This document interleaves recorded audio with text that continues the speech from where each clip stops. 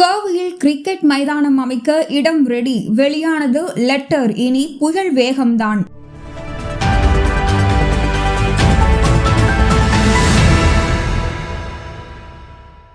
கோவையில் உலகத்தர cricket stadium அமைப்பதற்கான இடம் கிட்டத்தட்ட உறுதியாகிவிட்டது. ஒண்டிப்புதூர் சிறை திறந்தவெளி மைதானம் உள்ள இடத்தில் கிரிக்கெட் மைதானம் அமைக்கப்பட உள்ளதாக தெரிகிறது. மக்களவை தேர்தலின் போது கோவையில் உலக தரம் வாய்ந்த சர்வதேச கிரிக்கெட் ஸ்டேடியம் அமைக்கப்படும் என முதலமைச்சர் மு.க. ஸ்டாலின் வாக்குறுதி அளித்திருந்தார். இந்நிலையில் நடந்து முடிந்த நாடாளுமன்ற தேர்தலில் திமுக கூட்டணி தமிழ்நாடு, புதுச்சேரியில் மொத்தம் உள்ள 40 இடங்களிலும் வெற்றி பெற்றது. 20 ஆண்டுகளுக்கு பிறகு கோவையில் திமுகவை சார்ந்தவர் எம்பியாக தேர்ந்தெடுக்கப்பட்டுள்ளார். அண்மையில் கோவையில் நடந்த திமுக முப்பெரும் விழாவில் பங்கேற்பதற்காக கோவை வந்த அமைச்சர் உதயநிதி ஸ்டாலின் கிரிக்கெட் ஸ்டேடியம் அமைப்பதற்கான இடத்தை தேர்வு செய்ய ஒண்டிப்புதூர் பகுதியில் பார்வையிட்டார். கோவையில் அனைத்து வசதிகளுடன் கூடிய கிரிக்கெட் மைதானம் உருவாக்க 20 ஏக்கர் நிலம் தேவைப்படுகிறது. ஒண்டிப்புதூர் பாரதியார் பல்கலைக்கழகம் அருகே உள்ள இடம், LNT பைபாஸ் அருகே உள்ள இடம், காந்திபுரம் மத்திய சிறை மைதானம் என 4 இடங்கள்